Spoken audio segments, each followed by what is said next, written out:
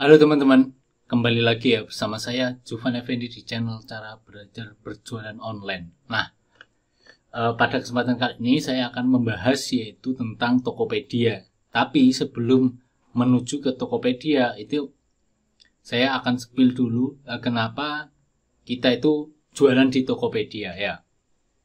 Nah, ini tadi barusan saya riset sedikit mengapa kita itu harusnya 5 top marketplace di Indonesia itu kita harus punya semua ya, kalau kita itu dropshipper ya.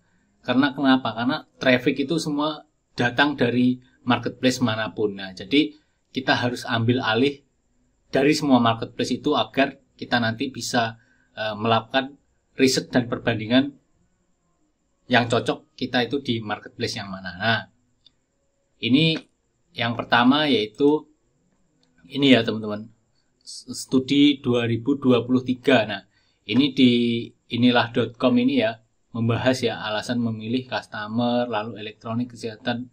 Nah, ini ada kebutuhan rumah tangga itu Tokopedia 53%, diikuti dengan Shopee 47% dan Lazada 21%. Jadi menurut ini ya, inilah.com itu yang terbaik yaitu di kategori rumah tangga itu yaitu Tokopedia. Nah, tidak hanya itu, ini tak coba ke Databooks ya. Di Databook ini untuk semua kategori ya. Semua kategori itu nomor 1 yaitu ada di Shopee, nomor 2 ada di Lazada, nomor 3 ada di Tokopedia, dan selanjutnya TikTok Shop, selanjutnya Bukalapak, Blibli, JD.id. Nah, ini ada Facebook Marketplace juga ya. Nah, berarti Tokopedia yang di sini di Databook ini dia nomor 3 ya selama 2023 ya teman-teman. Nah, ini di Good State ya. Di Good State ini tetap ya Shopee memang masih menjuarai yaitu di nomor 1. Yang kedua yaitu Tokopedia, yang ketiga Lazada, Blibli, dan Bukalapak. Nah, ini pengunjungnya ya, pengunjung di Januari sampai September 2023 itu di Databook itu Shopee masih 237 juta ya teman-teman, dan Tokopedia 88 juta. Ini penjualannya sangat besar ya teman-teman. Jadi kita itu harus mengambil alih ya, mengambil bagian dari marketplace itu. Jadi kita di situ kan ada banyak traffic ya, jadi kita nggak boleh diam seperti itu. Nah, contohnya yaitu salah satu Tokopedia. Nah, kita harus bisa jualan juga di Tokopedia. Nah, ini saya akan bahas ya cara memulai jualan di Tokopedia. Nah, pertama itu kita harus nama toko ya. Ini saya sudah buat toko. Nah, ini nama toko saya ya teman-teman, Malev.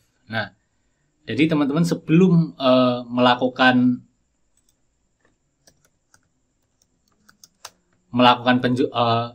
jualan di Tokopedia, teman-teman harus menentukan dulu apa yang namanya, yaitu nama toko ya, nama toko teman-teman. Nah, di sini kebetulan nama toko saya yaitu Malev ya.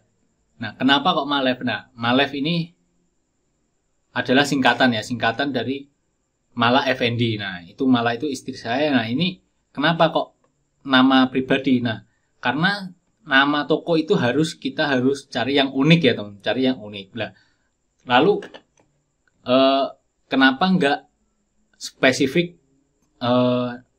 suatu barang atau suatu kategori? Nah, kalau kita suatu barang atau suatu kategori itu bisa juga ya teman-teman. Jadi di sini untuk nama tokonya ya, nama toko ini itu kita nggak bisa ganti ya teman-teman, nggak bisa ganti.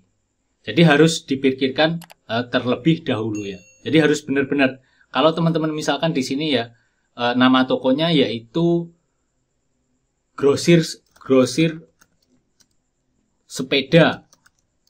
Nah, kalau teman-teman sudah menplot itu grosir sepeda, nah itu nanti teman-teman misalkan di situ harus jualannya tentang sepeda. Jadi nggak bisa kok teman-teman nanti di situ nama tokonya yaitu grosir sepeda. Nah, lalu jualannya yaitu tentang misalkan tentang gelas, kopi. Nah, itu kan nggak selaras ya. Nah, itu yang kurang cocok ya. Jadi diusahakan saya sarankan untuk teman-teman itu kalau memang benar-benar sudah misalkan di situ sudah plot tokonya mau dibikin ke arah misalkan jualan tentang pancing. Nah, itu bagusnya langsung aja ditembak nama tokonya yaitu Aneka Pancing atau apa berkaitan dengan kata pancing. Itu nanti itu lebih potensial untuk closingnya itu cepat ya teman-teman. Misalkan ya grosir sepeda ini grosir sepeda listrik.